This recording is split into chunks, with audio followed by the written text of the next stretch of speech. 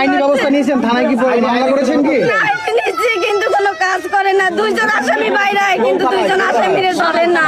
আমাকে বলতেছে যে আমার ভিডিও ছেড়ে দেবে।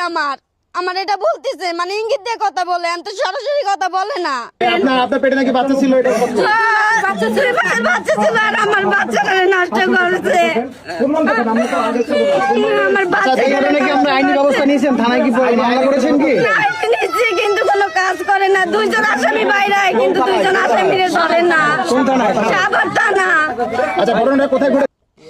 যেদিন আমি যেখানে মানে থানায় ছিলাম ওই দিনও আমার ইঙ্গিত দেখ বইলা দিয়েছে যে ভিডিও ছাইরা দিমু। আমি আমার জামাইয়ের কাছে বইলা দিছি। পুলিশকে কেন পুলিশের যে কেন জানাইলো তা আমরা মামলা কেন করলাম? আমার জামাই পুলিশকে জানাইতে গেছে আমার যে ভিডিও তারা ছাইরা দিব। আমার জামাই কাজ কাম করতে দিব না, এলাকায় আমাকে থাকতে দিব না, এলাকার তো আমাকে লড়াই দিব, আমাকে মাইক দৌড় করবো। এই ঘটনার পরও আমার নন্দের পোলাডারে ধরে আমার নন্দের পোলা কাজ করে ডেকোডারে আমার নন্দের পোলারে যে 4-5 জনে মেহেদির ভাই মিলে 4-5 জনে যে আমার নন্দের পোলাডারে ধরে মারছে। যে কেন আমরা এগুলা পুলিশ করলাম? মজিবারের 2 ছেলে হুমকি দেয় অনো যে আমাকে মাইরা লাইবো। মজিবারের ছেলের নাম ইমো।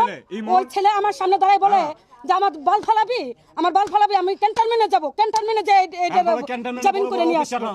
ক্যান্টনমেন্টে বলে বড় বড় অফিসার আছে, এই ইমনে দাঁড়ায় আমার সাথে এই কথা বলে। আমাকে ডাইরেক্ট হুমকির উপরে রাখছে স্যার। 20 তারিখে হইছে এই ঘটনা। আমি 4 জন চিনি, একজনকে চিনি না। একজন মাস্ক পরা ছিল, কোনো সময় দেখি নাই ওকে।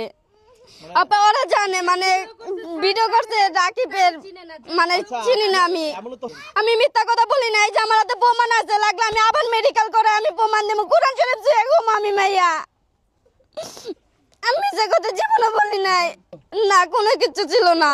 কয়েকদিন আমার ইঙ্গিত দিয়ে খারাপ কথা বলছে। আমার জামাইরা বলছে, আমার জামাই কইছে আর কয়েকদিন সহ্য কর।